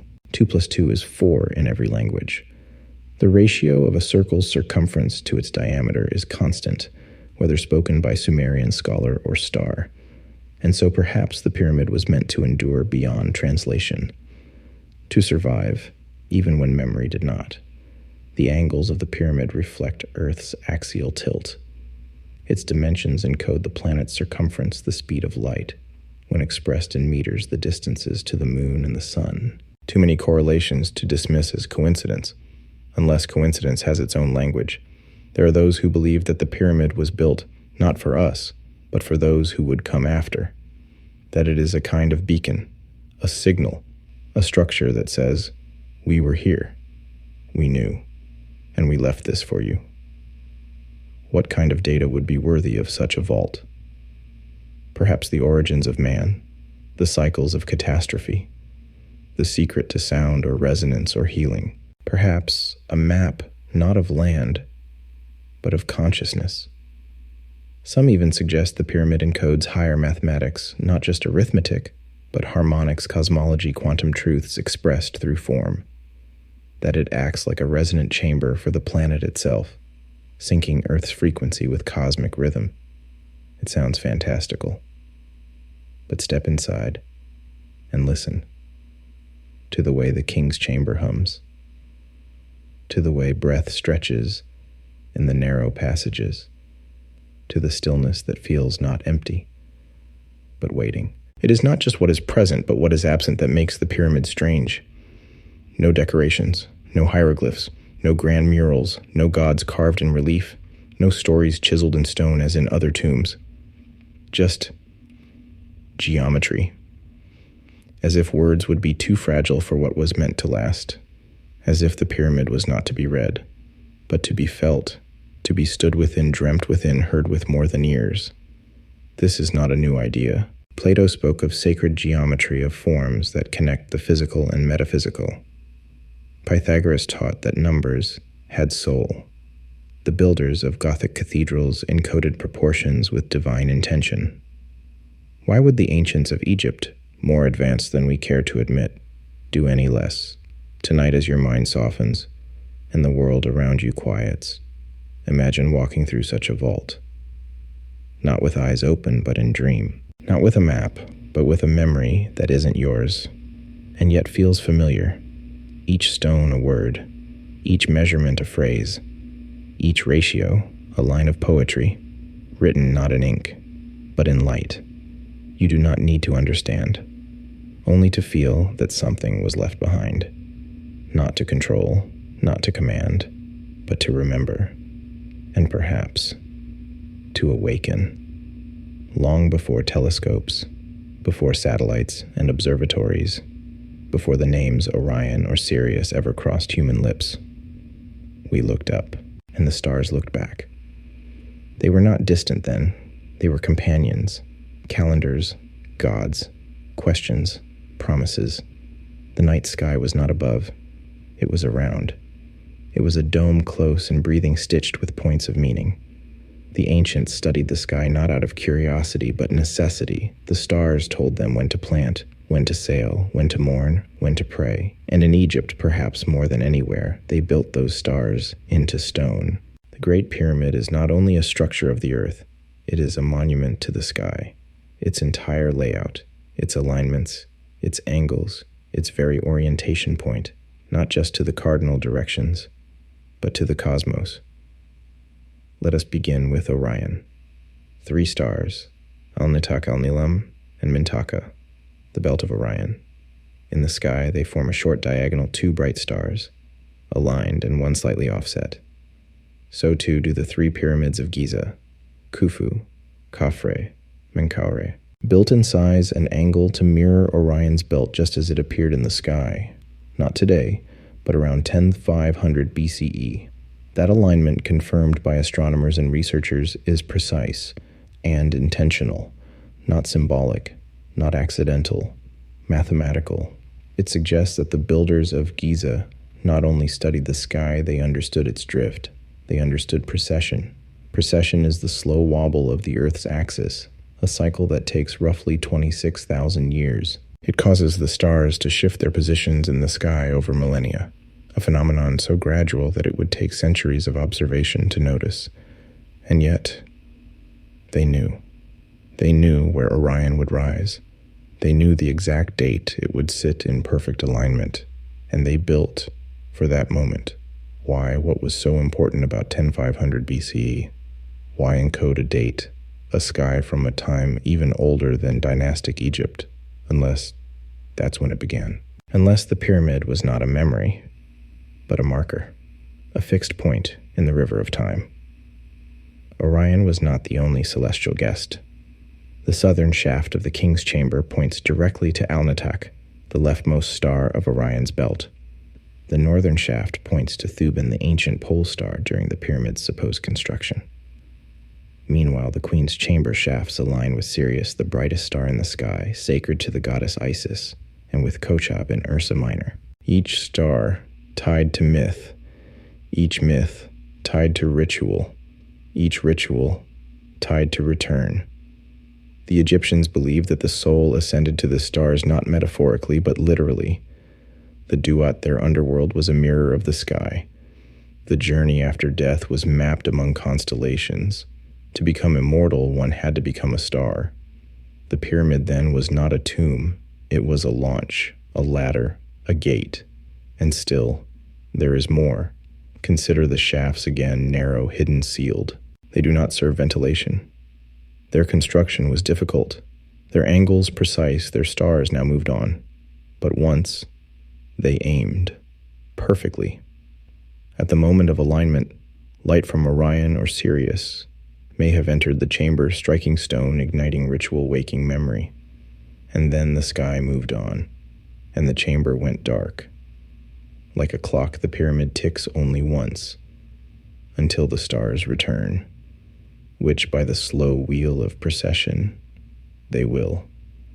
The builders knew this. They knew that every 26,000 years the sky returns to its former pattern, that the constellations complete their circle, that alignment lost will one day come again. Is the pyramid waiting? Does it awaken when the stars return?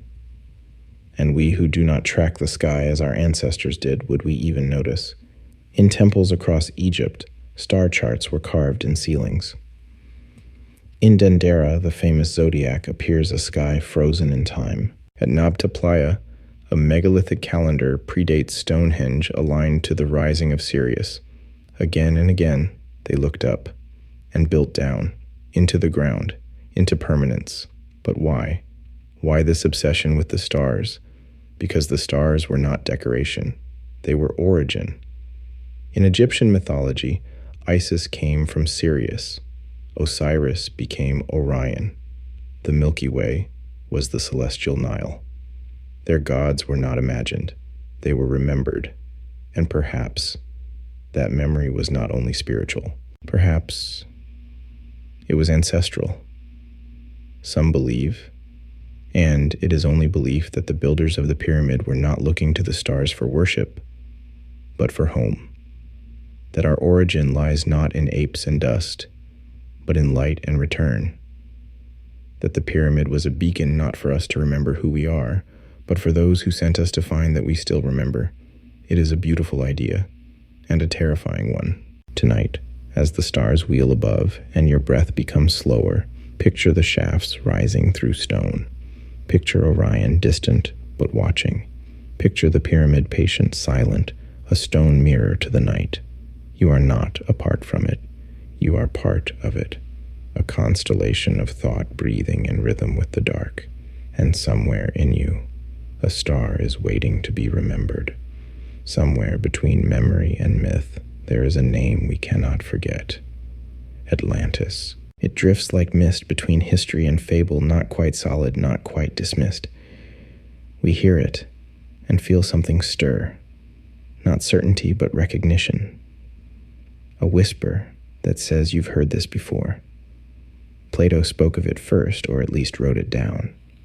In two dialogues, Timaeus and Critias, he described a powerful civilization that flourished over 9,000 years before his own time. A people of great wisdom, advanced knowledge, and deep harmony with the earth and sea. They built vast cities, mastered engineering, cultivated high ethics, and understood the movement of the heavens.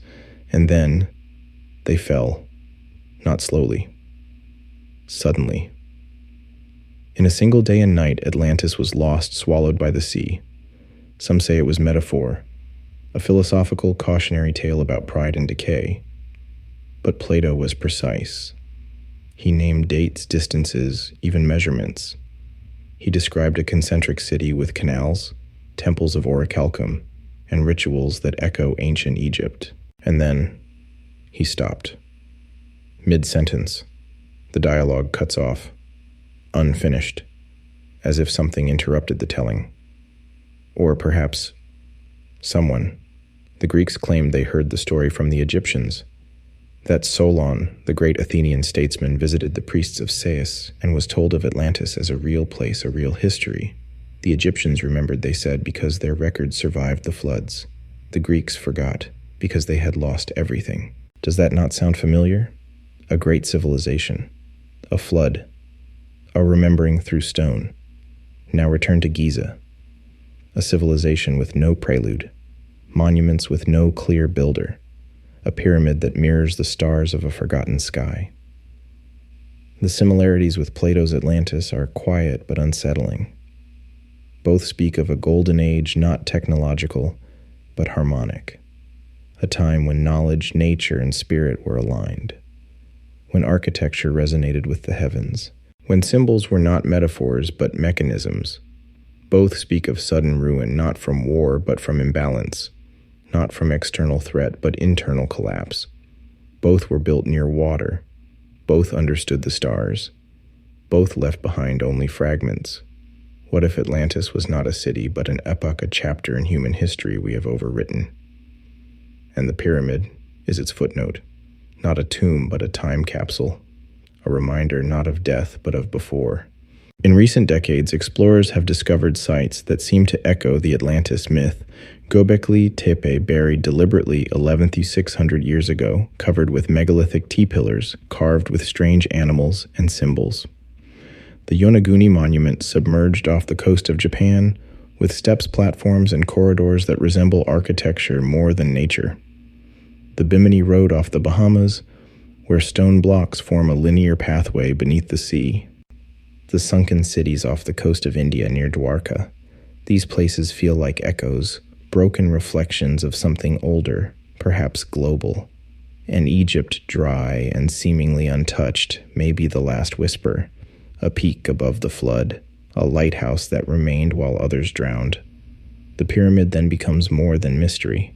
It becomes warning, not in threat but in pattern, that every rise precedes a fall, that every memory unguarded is vulnerable to forgetting, and that some civilizations leave behind not ruins, but riddles. Riddles we only understand when the world becomes quiet enough to hear again. The story of Atlantis is not just about loss. It is about the fragility of greatness. It is about what happens when wisdom is unmoored from humility, when technology exceeds morality, when power forgets its source. Perhaps that is why the pyramid endures not as celebration, but as sentinel, to remind us, to caution, to whisper even as we sleep. This has happened before. Some researchers have noted that the layout of Giza, when viewed from above, resembles a kind of clock. The pyramids, temples, and causeways all aligned not just to stars, but to the procession of time itself. The Sphinx facing east greets the rising sun like a guardian of dawn. The pyramid, anchored in stillness, tracks the eternal turning. Atlantis was not only lost to water, it was lost to time, as we all are, eventually. But memory leaves traces, in stories, in myths, in dreams, and sometimes in stone. Tonight, as you lay down your own memories and let sleep rise to meet you, think of Atlantis not as place, but as possibility. Think of the civilizations beneath your feet. The stories carved in coral and coral turned to sand. The names we no longer say, but still feel. And if you hear the ocean in your dreams, not waves, but echo, perhaps it is not the sea. Perhaps it is memory, trying to surface. We are taught that civilization begins with progress, a slow march, from cave to fire, from village to city, from myth to reason. But what if some civilizations didn't begin? What if they appeared whole, fully formed, with architecture, language, astronomy, knowledge too advanced for their age, and no signs of having evolved into it? They left no visible childhood, only footprints of genius in places that should have known none. These are the civilizations without a beginning. Let us walk among them. First, to Göbekli Tepe, a hill in southeastern Turkey. Unremarkable at first glance, but beneath the soil, archaeologists uncovered something impossible. Massive T-shaped pillars arranged in circles carved with animals, foxes, snakes, cranes, and abstract symbols whose meaning we still do not know. Each pillar weighs tons. Some are as tall as 6 meters. They were quarried, shaped, transported, and erected by a people we thought were still hunter-gatherers. And the date, 12,000 years ago, before writing, before agriculture, before the wheel. And yet here they stood, builders of stone circles, long before Stonehenge, long before Egypt. No signs of tools, no pottery shards, no homes nearby, just precision, intention, and silence. Even more curious, Göbekli Tepe was buried, intentionally, as if its builders wished to hide it, or preserve it for someone else. Who were they? Where did they learn this? And why does this site feel less like a beginning, and more like a survival? Now, journey with me to Baalbek. In the Bekaa Valley of Lebanon lies a temple complex that confounds explanation. The Romans built temples here grand beautiful, but beneath them are stones so massive they seem beyond reason. The trilithon, 3 stones each weighing around 800 tons. Carved, moved, placed with extraordinary precision. No crane today could lift them easily, and yet, there they are.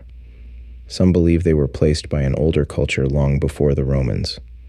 The Romans perhaps built upon an inheritance, a foundation not theirs, but whose there are no records, no names, only stone, waiting for questions we've not yet dared to ask. Now, we submerge to Yonaguni, off the coast of Japan. Here beneath the waves lies a structure, stepped terraces, flat platforms, sharp angles that seems too geometric to be nature, and yet no official archaeological body recognizes it as man-made. Divers report what look like roads, stairs, even inscriptions, all shaped from solid rock beneath the ocean. If it was once above water, it must date back more than 10,000 years. Who carved it? Why did it sink? And why do we hesitate to see it for what it may be? Because its existence questions the linear model of history, and that model is precious. But the anomalies keep piling. Mohenjo-Daro in the Indus Valley, with its grid-planned streets, standardized bricks, advanced drainage systems, appeared suddenly without gradual development. Teotihuacan in Mexico, a city whose origins remain a mystery even to the Aztecs who later revered it, was built with astronomical alignment and mathematical knowledge. The Olmec heads, enormous basalt sculptures in Central America, show faces not native to the region. In each case, the same pattern emerges: high knowledge, low context, and silence. It's as if these civilizations were chapters from a book we've lost, or pages from an older volume, copied, revised, erased. And it begs the question, are we really the first, or are we only the latest? If floods came, and they did. If fire swept through libraries, and it did. If time devoured the fragile, and left only stone, then what might we have lost, and what might be waiting still? Some researchers propose the idea of civilizational amnesia, that humanity may have risen and fallen many times, that each reset wipes most of what came before, that we live atop ruins older than we dare to admit. In Egypt, they called it Zep-Tepi the first time, a mythical golden age when gods ruled, when balance reigned, when knowledge flowed like the Nile. Not heaven. History, remembered in myth, carved in stone, forgotten in time. These civilizations without beginning are not isolated. They feel like echoes, as if they were once part of something unified, then scattered, fragmented, shattered, like a mirror dropped on the floor of time. And the pyramid, perhaps it is the center of that mirror, or one shard of it, pointing not forward, but back. Tonight, as the world quiets and the veil of sleep draws near, think of those places: the buried hill, the sunken stairs, the mountains of stone without a name. They do not ask you to believe, only to wonder. Because if we have been here before, we may be here again. And each dream may be a memory misfiled as imagination. There are questions so old they sound new again when whispered. Who built these things? How did they do it? And were they truly like us? The phrase slips easily now, casual in documentaries, urgent in clickbait, whispered in late-night debates. Aliens, extraterrestrials, visitors from beyond, from other stars, other dimensions, other when, not just other where.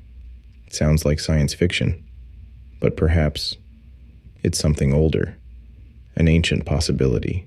To ask whether we were visited is not necessarily to believe in little green men in flying saucers or abductions.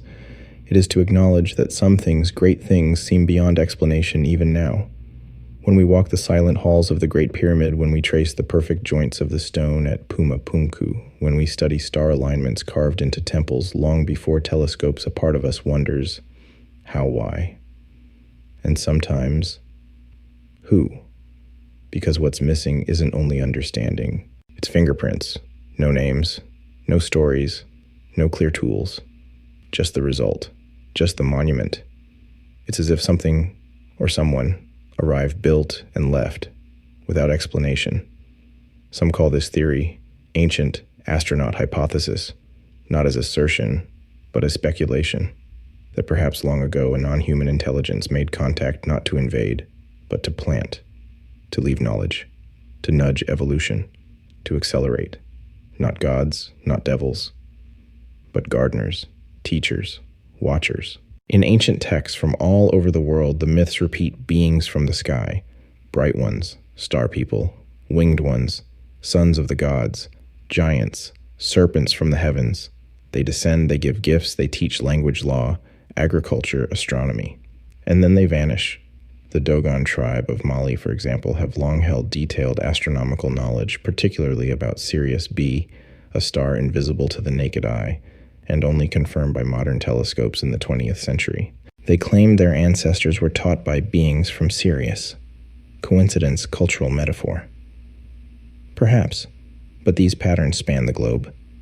In Mesoamerica, the feathered serpent Quetzalcoatl was said to have come from the stars to teach civilization. In Mesopotamia, the Apkallu, half-fish, half-man, brought wisdom from the gods to early humans.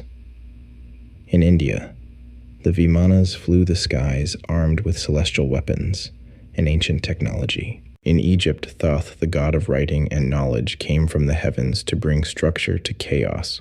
All around the world, we see the same idea, an origin from beyond. Is it myth or is myth memory encoded, symbolic, blurred by time? And what of the Great Pyramid? Its geometry mirrors the Earth's curvature. Its alignment surpasses what many medieval cathedrals could achieve.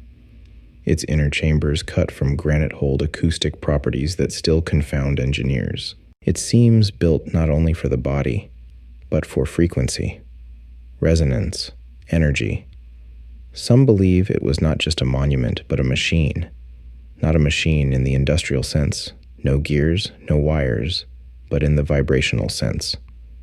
A structure that harnessed Earth's natural harmonics, a transmitter, a receiver, a stabilizer. For what energy consciousness, a signal? Again, we do not know, but the idea persists. What if the pyramid was not made by aliens, but by those taught by them? What if the line between human and divine was once blurred? This is not a question of faith.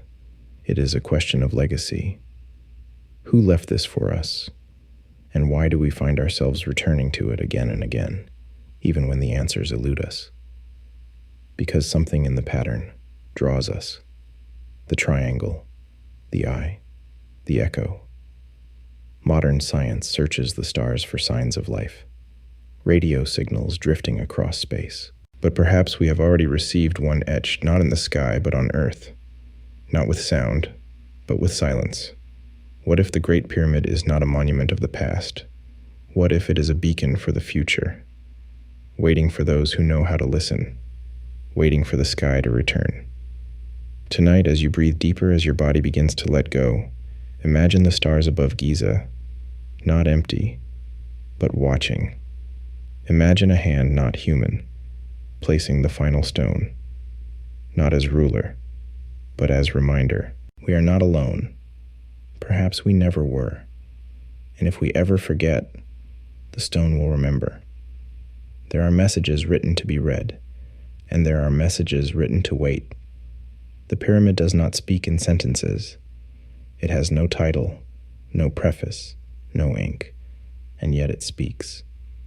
To those who come close enough to feel it, to those who dare to wonder not what it was built for, but who it was meant for, the message begins to take shape, not as a sentence, but as a presence. There is a stillness inside the Great Pyramid that is not empty. It feels listening, as though it holds its breath, as though it waits. But for what? Or whom? Perhaps for us, for the ones who would forget and one day remember. We tend to assume the pyramid was built for the dead. A tomb, they say, a monument to one man's desire for immortality. But it holds no body, no grave goods, no mourners carved into its walls. What if the pyramid was not made for the past, but for the future, for those who would survive what others could not, for those who would rise after the waters fell, for those who would find the world already built and not understand how? It holds no writing because language fades.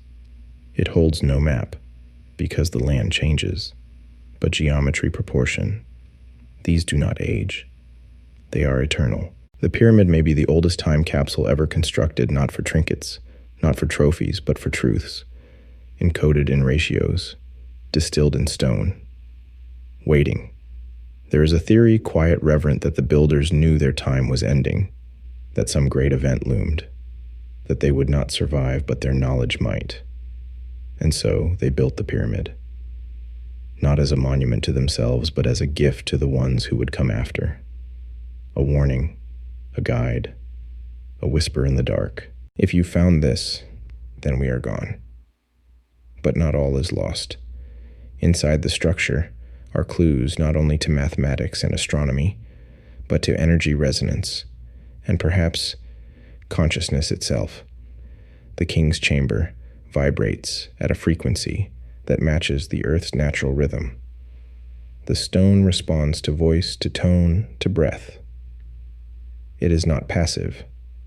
It is participating, like an instrument designed for ears that do not yet exist. What were they trying to tell us? That we have forgotten something, or that we once knew more? Look at how carefully the pyramid is placed at the very center of Earth's landmass, aligned with true north, with the stars, with the cycles of time. No ego would place a tomb here. Only purpose would, a purpose beyond one lifetime. Some believe the pyramid encodes the dimensions of the planet, the distance to the sun, the speed of light, that it contains a master calendar of Earth's axial precession, a 26,000-year cycle of forgetting and remembering, as if to say this will happen again.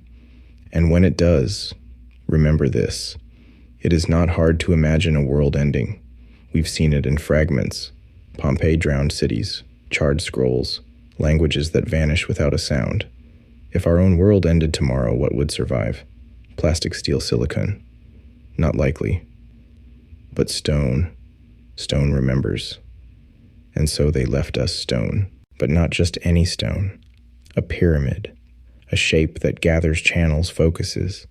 A form that appears across cultures, across time, in Mexico, in China, in Mesopotamia. Not by accident. Not by imitation. But perhaps by inheritance. Perhaps those who remembered built what they could.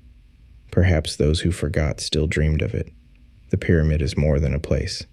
It is an idea, a structure that holds memory not as data, but as frequency.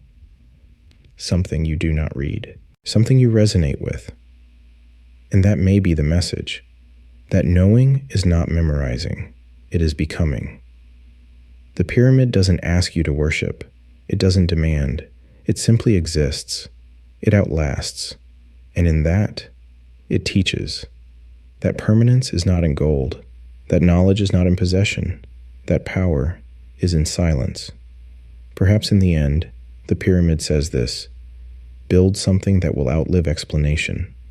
And when the next ones come, they will listen, not with ears, but with awe. So tonight, as you drift beyond thought, imagine you are not falling asleep, but falling into memory, not your own, but humanity's. The sound of breath within stone, the hum of a chamber tuned to the stars, the touch of hands that vanished before time remembered them. You do not need to understand the message. You only need to feel it. Because perhaps the pyramid was not meant to be solved, only received. There's a quiet fear that trembles beneath all discovery, the suspicion that what we call first may not be first at all. We like to believe we are the beginning, that civilization begins with us, that we are the ones who rose from chaos, mapped the stars, tamed the land, and carved our knowledge into the fabric of time. But what if we are only the latest, not the first dawn, but one of many? What if we walk on the bones of forgotten worlds? There is no shame in being second, or seventh, or 70th. There is only arrogance in denying the possibility. Because everywhere we look, beneath the layers of soil, beneath the foundations of cities, beneath the myths we dismiss as metaphor, there are signs, hints, fossils not just of creatures but of cultures, of languages without alphabets, of tools without names, of ruins without builders. And the pyramid stands among them not as the oldest, but as the most persistent. It watches, not forward, but backward. Its gaze is not to the future, but to the past, as if it remembers something we no longer do. Consider this. If a great flood washed across the earth tomorrow, if cities sank, if books dissolved, if wires melted, what would remain of us in 5,000 years? Would another age dig up our world and believe they were the first? Would they build their myths around our bones? Would they mistake our satellite dishes for altars, our skyscrapers for tombs? Would they understand our stories, or write their own atop our silence? We look at the ruins of the past with distance. We forget that we are building our own, that the future will study us as we study them, and they too will wonder, were we the first, or just another breath in a longer wind? The ancients may have known this. They may have watched their own civilizations fall not once, but many times. And with each fall, some survived, some remembered, some rebuilt, and others left warnings. Not in prophecy, in structure. The pyramid does not predict. It endures, and in enduring it becomes proof that endurance is possible, not of culture, but of knowledge, of balance, of silence. Somewhere buried beneath deserts, forests, and oceans may be the remnants of others like us. Not less advanced, perhaps more. Not less wise, perhaps differently wise. And perhaps they too believed they were the first, until the earth shook, until the sky darkened, until time folded them inward, and only the stone remained. If we are not the first, then we are part of a story much older than we've imagined. A cycle of rising, forgetting, remembering, and rising again. Not a line, a spiral. And each turn of the spiral brings us back to the same questions. Who are we? Why are we here? What do we leave behind? The pyramid does not answer. It reflects.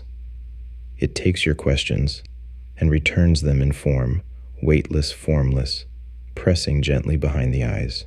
What if you are not the first to ask? What if someone asked before and answered not with words, but with angles, not with parchment, but with stone? Tonight, let that question carry you downward, not into sleep, but into strata.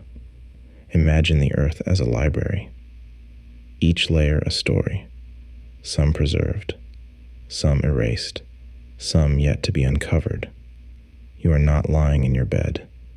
You are lying atop history, and history is alive beneath you.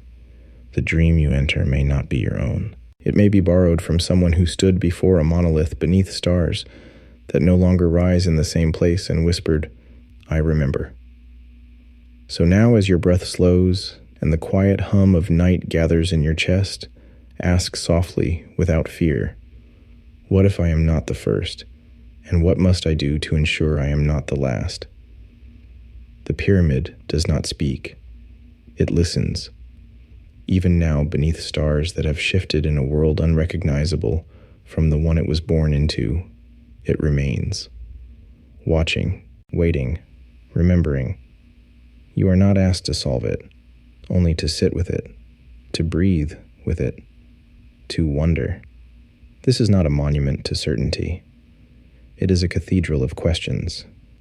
Every stone laid not to tell you something, but to make you ask something. Something so old, so quiet that only the silence of night can hold it. The question is not what the pyramid is. It is who you become in its presence. It is the shift in your heartbeat, as you imagine it, in the dark, vast, unmoved, older than your language, your country, your world, as you know it. It is the whisper. What else is older? What else has survived? Unseen. What else waits for us to notice? There's a special kind of peace that comes with not knowing a peace born from humility, from being small beneath the stars, from being temporary in the face of something so enduring. And that is where sleep begins, in surrender, in letting go of answers, in floating within questions. The pyramid teaches this too. Its chambers are not filled with conclusions, but with echoes. Its shafts point not to endings, but to constellations. Its very design leads inward, not to a body, but to a void. Not to death, but to depth. And you are part of that architecture now. As your body softens, as your breath becomes the wind through stone, as your thoughts slow, like the procession of the stars. You do not need to remember every name. You do not need to trace every theory. You only need to feel the weight of wonder, the hum beneath the question, the place where sleep and curiosity meet. Tonight you lie within that space, not beneath covers, but beneath cosmos. Not beside a lamp, but beside a monument that outlived its builders and outlasted its enemies, that watched empires rise and crumble, that felt the sand shift and the stars blink, and the tongues of men change 1,000 times. And still, it kept the question. Still, it waits for yours. You may never know what the pyramid was for. That is not failure. That is the point. For the pyramid was not built for those who know. It was built for those who wonder. It is an invitation to imagine what else lies hidden. What else is possible? What truths are buried not in stone, but in sleep? And so now you enter, not the pyramid, but the place it mirrors, the chamber within yourself that does not need light to see, where memory is older than your name, where questions are not answered but held, like breath, like silence, like stone. Let yourself drift. Let the hum of the earth cradle you. Let the stars realign around your resting form. You are not leaving the world. You are entering it more deeply. You are remembering something you never learned. You are becoming part of the stillness. And if you dream tonight of stone of sky, of things that sing without sound, let it be not fantasy, but memory returning, not imagination, but resonance, not fiction, but echo. Sleep well, but do not forget to ask, because sometimes the question is the answer.